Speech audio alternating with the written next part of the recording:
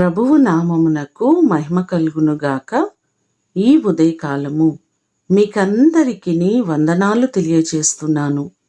ఈ దినము మిమ్మలను బలపరచు దేవుని మాట. నీవు లేచి రేయి మొదటి జామున మొర్రపెట్టుము, నీళ్లు కుమ్మరించున్నట్లు ప్రభువు సన్నిధిని నీ హృదయమును కుమ్మరించుము.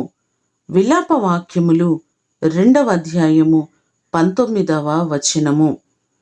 ఎప్పుడు దేవునికి మొర్రపెట్టాలి, ఎప్పుడు మనము ప్రార్థన చేయాలి అంటే బైబిల్ మనకు సెలవిస్తుంది.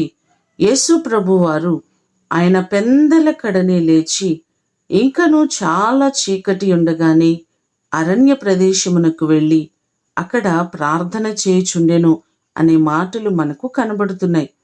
ప్రభువారు మనకు గొప్ప మాదిరిని చూపించి ఉంచారు. ఉదయకాలమున ఏ వ్యక్తి లేచి ప్రార్థన చేస్తారో ఆ కుటుంబాన్ని దేవుడు బహుగా ఆశీర్వదిస్తారు. మనమందరమును ఉదయమునే లేచి దేవుని పాదాల చెంతకు వెళ్ళి ఆయన సన్నిధిలో మన కుటుంబము కొరకు, బిడల కొరకు ప్రార్థించినట్లయితే మన బిడల భవిష్యత్తును దేవుడు ఆశీర్వాదకరంగా మారుస్తారు. దావీదు వలె, దేవా నా దేవుడవు నీవే, నేను నిన్ను వెదకెదనని చెప్పినట్లుగా మనము దేవుని వెతికినట్లయితే మన కుటుంబాలన్నీ ఆశీర్వదించబడతాయి. మీరందరూ దేవుని చేత ఆశీర్వదించబడుదురుగాక. ప్రార్థన చేసుకుందాం. పరిశుద్ధుడైన తండ్రి, మీ పాదములకు వందనాలు, స్తోత్రాలు. ఉదయకాలమే మీ పాదముల చెంతకు వచ్చి మీ సన్నిధిలో ప్రార్థించడం మాకు నేర్పించండి.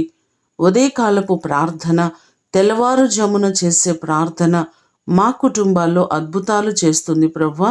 అలాంటి ప్రార్థనా జీవితము ప్రతినిత్యము మాకందరికీ మీరు కలుగు చేయండి. కుటుంబాలను దీవించండి.